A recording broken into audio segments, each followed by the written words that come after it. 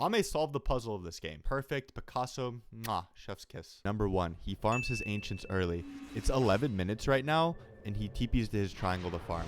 Now, let's think. Why does this make sense on Lina? She's really squishy and can die on the map easily, so she doesn't want to be in more dangerous parts, and she can do this efficiently with her Maelstrom Falcon Blade. Now, if we skip ahead a little bit, you're going to see that how he farms the ancients is actually really important as well. So after he farms the stack, he walks over here and he gets a nice technical stack with his Dragon Slave. This is really nice. He does this on the way to the wave, and as you can see, it actually goes off, which is really efficient. And he's also cleaning up this wave when it is safe, when it's hitting his tower, which has impacted the game.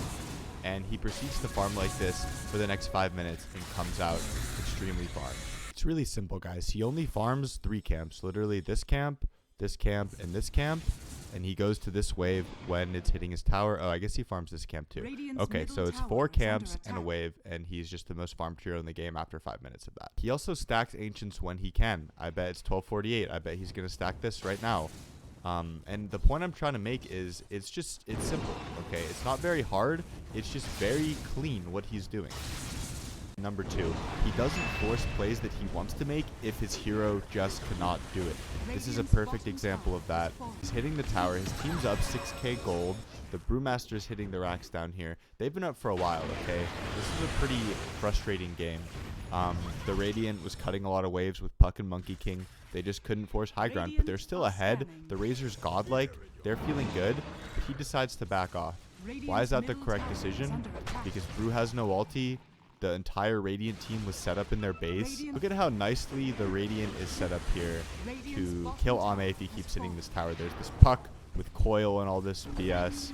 There's Sven here with all his items, Jakiro. It's just hard, so he backs. And again, they have no Brew ulti. The Radiant has everything. Even though he has his BKB in their head, he makes the level-headed decision to back. Now, how many people here in their pubs would just hit this tower and then feed?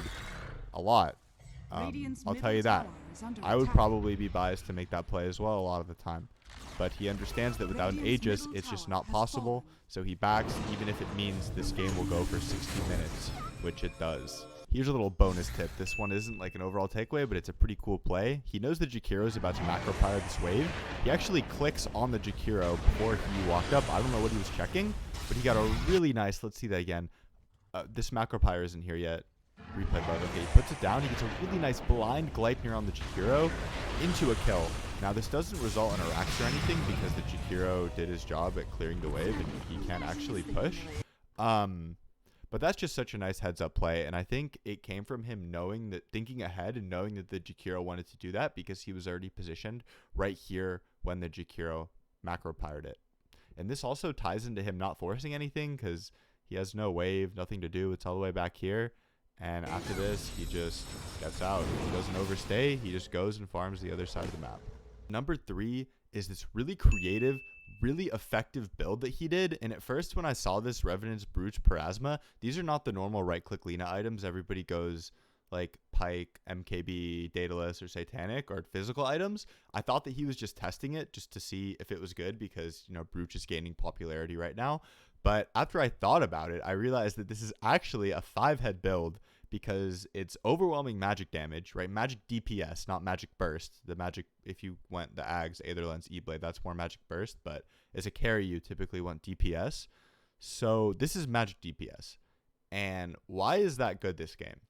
Because physical damage is not the most effective with Sven's Warcry. It gives his whole team 25 bonus armor. And also Timbersaw gets a shit ton of armor from reactive armor. So he just says, you know what? I'm not going to do physical. I'm going to do magical. And you'll see here just how effective this build is. Okay, this is a full HP Sven. He literally just melts. He's just melting this guy. Sven is supposed to be tanky, and he just looks like nothing compared to that. He died in one Gleipnir.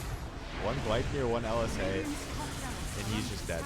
As a carry especially, your item choices determine how effective you are late game. And itemizing is hard, and if you go the right item build like this is definitely the correct item build for this game. It owned because he just counters the enemy carry and offlane so hard with it. Ame solved the puzzle of this game. He did it. This build is perfect. Picasso, mwah, chef's kiss. I also recorded a full replay commentary. It's like 50 minutes of me watching this game live, and I'm going to upload that as well. So like and subscribe if you want to see it, and stay tuned. Peace.